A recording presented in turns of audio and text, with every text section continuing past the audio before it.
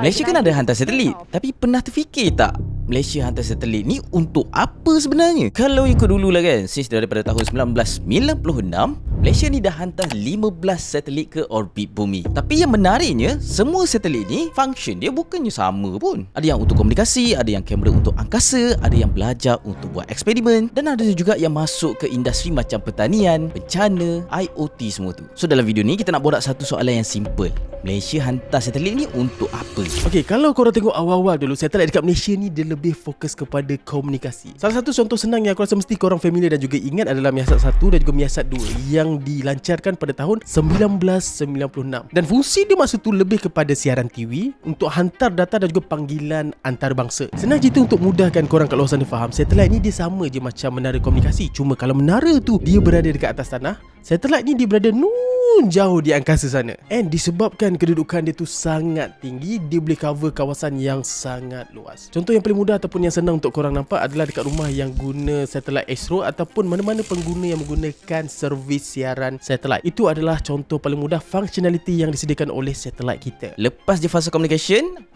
Malaysia ni masuk benda lain pula. Dia bukan setakat hantar signal je, dia untuk tengok bumi juga daripada atas. Contohnya macam Tiongsak 1. Malaysia hantar Tiongsak 1 ni pada tahun 2000. Satelit ni digunakan untuk tengok bumi, buat eksperimen komunikasi dan kumpul data atmosfera. Dan lepas tu pada tahun 2009 pula, Malaysia hantarkan Razak-Sat. Razak-Sat ni pula satelit remote sensing. Bunyi macam remote sensing tu, susah benar je. Tapi sebenarnya simple je. Korang bayangkan, korang guna drone ambil kawasan atas, gambar lah kan, rumah, ladang, hutan apa semua tu. Tapi untuk satelit ni dia lain sikit. Satelit ni dia dekat angkasa sana tu, and then kita kawal daripada bumi. So dari situ kita boleh nampak lah kawasan hutan, sungai, ladang apa semua tu, ataupun perubahan yang susah kita nak nampak daripada bawah. Tapi disebabkan ada beberapa hiccup, so operasi dia tak panjang sangat. And then lepas habis semua tu, Malaysia dia mula belajar melalui satelit kecil. Contohnya macam UITM-SAT 1 dan juga InnoSat 2. Tapi macam yang korang nampak ni, walaupun saiz dia tu kecil, tapi fungsi dia tu sangatlah besar. Korang jangan anggap fungsi dia tu adalah untuk jana duit ataupun participate dalam projek yang gempak. No.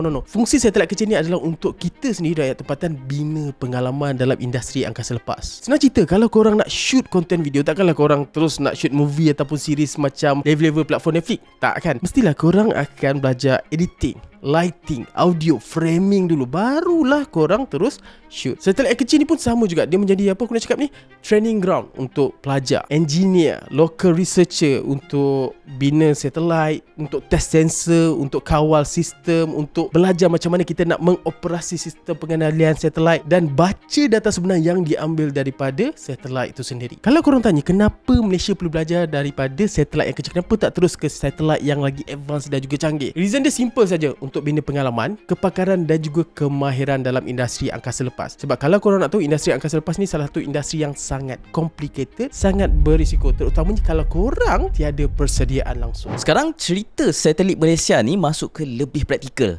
Contohnya macam kita ambil AsianSat PG-1. Satelit ni diguna untuk kesan kapal by guna sistem AIS. Mungkin korang terfikir, apa benda AIS tu kan? AIS ni kalau nak senang cerita, nak bagi senang korang faham, dia identify kapal dekat laut. Dia lebih kurang lah macam korang buka map, korang nampak kereta kan? Lebih kurang macam tu lah konsep dia, tapi yang ni untuk kapal. So kalau ada kapal dekat laut, sistem tu boleh pantau pergerakan dia. Lepas tu kita ada Space ND. Satelit ni kecil sikit yang mana digunakan untuk test penghantaran dan juga pengumpulan data IoT. IoT ni simple je. Dia macam sensor lah, boleh kumpul and hantar data, contohnya macam ladang, hutan and then tempat industri. Lepas tu data tu boleh digunakan untuk buat keputusan. Kemudian kita ada UZMA-SAT 1. Yang ni adalah milik Uzma Berhad. Satelit ni dia boleh bantu untuk sektor pertanian, peladangan, bencana, lepas tu dengan alam sekitar. So kat sini satelit ni bukan setakat benda mahal yang terapung dekat langit, tapi at the same time dia boleh bantu and pantau juga benda yang kita susah sangat nak monitor daripada bawah. Alright, kalau korang nak tahu, ini adalah satelit favourite aku. Nama dia Terra X1 dan satelit ni dibangunkan oleh syarikat anak tempatan sendiri. Nama dia Terra X Space. Space. And kepada korang yang mungkin tak familiar, ini adalah satellite SAR, singkatan untuk Synthetic Aperture Radar. Bunyi dia macam berat kan, tapi korang jangan risau sebab konsep dia tu ringan je. Okay, mari sini aku terangkan. Satelit optikal biasa dia perlukan cahaya, sebab itulah dia hanya boleh beroperasi pada waktu siang saja. And kalau waktu tu awan mula menebal, terus dia jadi macam satelit astro. Tapi satelit SAR ni dia macam kelawar, but instead of dia guna bunyi, dia hantar gelombang radar dan baca patulan yang datang balik tu untuk bina imej permukaan bumi. Faham kan? Sebab itulah satelit SAR ni dia boleh beroperasi tak kisahlah pada waktu siang ataupun pada waktu malam. Dia bukan macam satelit astro. Dan tak kisahlah kalau awan menebal pun pada waktu tu, satelit SAR ni dia tetap konsisten. Dan kalau korang cuba fikir baik-baiklah, satelit SAR ni memang sesuai dengan Malaysia yang dia punya iklim tu adalah panas dan juga lembap sepanjang tahun. Dan data yang terkumpul tu kita boleh gunakan untuk pantau bencana, pertanian, penjajakan kawasan laut dan juga melihat perubahan tanah. Tapi kan, pernah terfikir tak kenapa Malaysia ni dia tak macam Amerika? Kalau kita compare dengan big country, memang lain lah game dia. Diorang ni ada GPS sendiri yang mana dia boleh bantu maps untuk tracking location and timing. Senang cerita, bila phone tahu korang dekat mana, benda ni lah yang membantu. Diorang ada juga satelit yang mana boleh pantau ribut, cuaca dan perubahan atmosfera. Dalam dunia ketenteraan pula, satelit boleh digunakan untuk communication tentera, navigation, amaran misal dan pemantauan angkasa. So bila kita cerita dekat level kuasa besar ni, dia bukannya untuk alat teknologi je, tapi dia untuk keselamatan negara juga. So sekarang ni korang mesti dah tahu satelit yang Malaysia operate ada banyak jenis dan setiap satu tu ada functionality yang berbeza-beza. Sebagai contoh, ada satelit tu fungsi dia adalah untuk membantu komunikasi,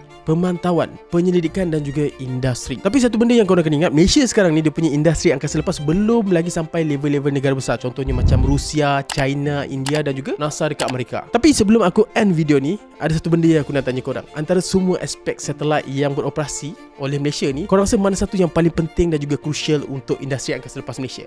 Jangan lupa untuk bagi komen di bawah ni.